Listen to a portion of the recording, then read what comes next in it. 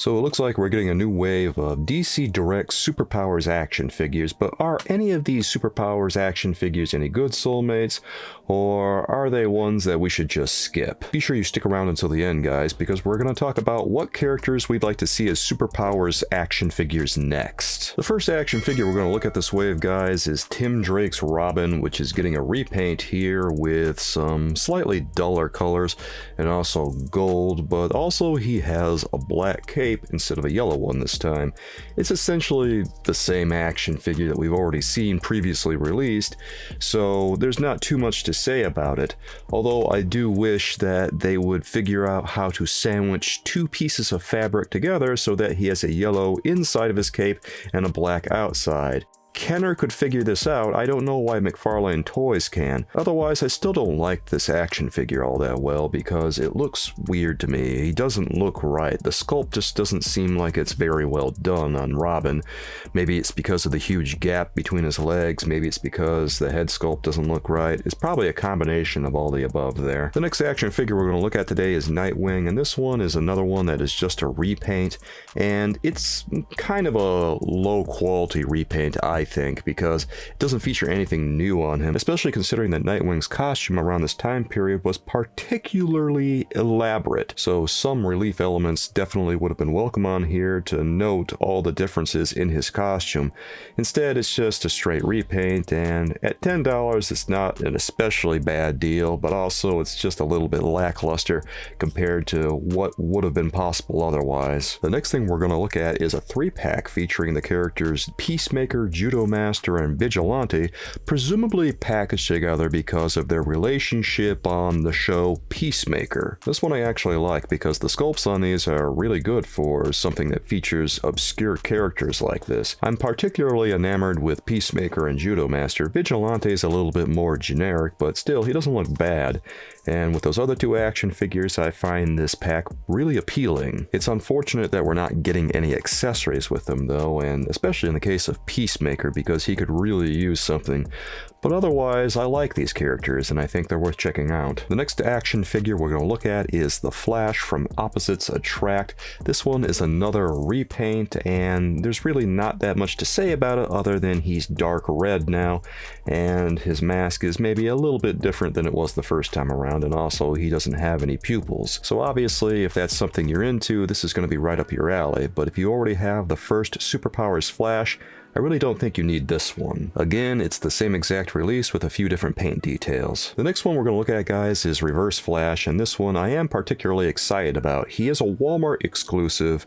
If you've been collecting the Superpowers action figures, they're really not that hard to get at Walmart. I've been to Walmart a couple of times recently, and I've seen Superpowers action figures really filling the pegs. I guess you could say they're peg warming a little bit, but they are easy to get if you want them, and some of them are very, very good. This particular Flash I am very much interested in because it's a villain, and I could always use a good villain in my Superpowers collection. This one reuses the Reverse Flash body with reversed colors, obviously, and he has a new head, so that's to be expected because that's the essence of the Reverse Flash. The first Flash action figure in the Superpowers line was pretty decent, and if you like that one, then more than likely you're going to like Reverse Flash as well, and I do plan on getting this one soon. The next thing we're going to look at from the Superpowers line is not an action figure, but instead a vehicle, and this continues the tradition of releasing, by and large, mostly Batman-themed vehicles. This is the Whirlybat. I'm not gonna lie, I kind of want to call this one the Batcopter, even though I know it's not, but it does have a cool action feature. If you press a button on the back, it makes the blades spin, and it seats one action figure, so, you know, you can put Batman in there and he'll be flying all over the city, ready to capture the Batman Who Laughs, I guess. They haven't made a Joker action figure yet. I hope they get to that soon. This one's pretty cheap compared to some of the other vehicles. This one is only going to be $19.99 as opposed to the $30 price tag that we've seen on other vehicles from the Superpowers collection. I don't know if it's as desirable as the Batmobile is, but even so, I do think that it's a cool release regardless. If you support what I do, please click subscribe and hit the bell for notifications so you don't miss a single video of mine when it comes out. And if you're enjoying this Superpowers video, please give it a like, soulmates, because these are really tough to put together and I appreciate it. The next one we're going to look at, guys, is Superman Reborn. This one is a re-release of the action figure that we first saw in the first wave of Superpowers, and the only thing that's really different about this one is that he has a red belt around his waist with a little yellow decal in the middle, and you can still see that his trunks are sculpted on even though they're not painted red anymore. It's literally the exact same action figure, and if you already have that one, I don't know that you need this one, although who knows, you might be a completionist, in which case go nuts, right? The penultimate action figure that we're going to look at today, guys, is Thomas Wayne Batman from Flashpoint. This one is one of my favorite action figures in this entire wave. I love everything that they're doing with this one because the sculpting and the paint both look on point with this action figure. I enjoy the fact that he's got the little pointy ears. I enjoy the fact that he's got like the red eyes that look so creepy. I love that they've added the belt and the little harnesses to his legs that house his guns, even though they can't include guns with the action figure, which is too bad. And overall, I think that he looks like a very good, clean, presentable package here. Again, I like this action figure very much. The one thing I don't like about this one, though, is the artwork that they chose for the package, because they didn't really do anything with it. If you look at the artwork on the card back, it's so lazy because they didn't even try to get it like how it is on the action figure, how Thomas Wayne's Batman is supposed to look, because he still features the stock bat symbol on his chest. They still got like the classic Batman utility belt that's just painted a red color. I don't know why they did that, and they didn't do anything about the yellow insignia on his chest. That's weird, and it's lazy. This is something that literally would have taken them 10 minutes to change in Photoshop. I don't know why they didn't. It just smacks of laziness, and it kind of detracts from the quality of the package, I think.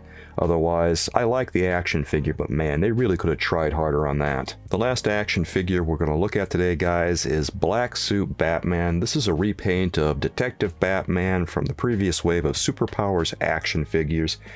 I really don't like this one. A lot of people like this because it looks like the Toy Biz prototype of their movie Batman, but I don't care about that. I think that this is lazy.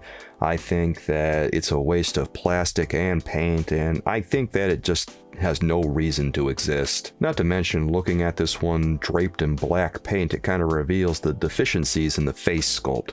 So overall, I hate it, and I wish it weren't a thing, but it is.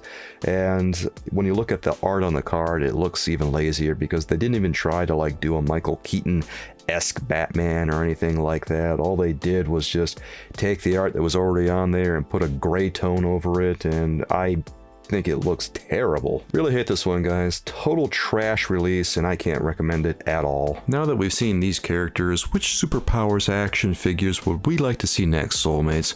Well, I think the obvious choice here would be to get an action figure of the Joker. He's DC's most popular villain and Batman's greatest enemy, so it just makes good sense to get him as an action figure, and also it'd be nice to have Lex Luthor for the same reasons, really. It would be great to have just a few more villains represented in the line than we currently have. Well, soulmates, what do you think of these Superpowers action figures? Do you have to have all these for your collection?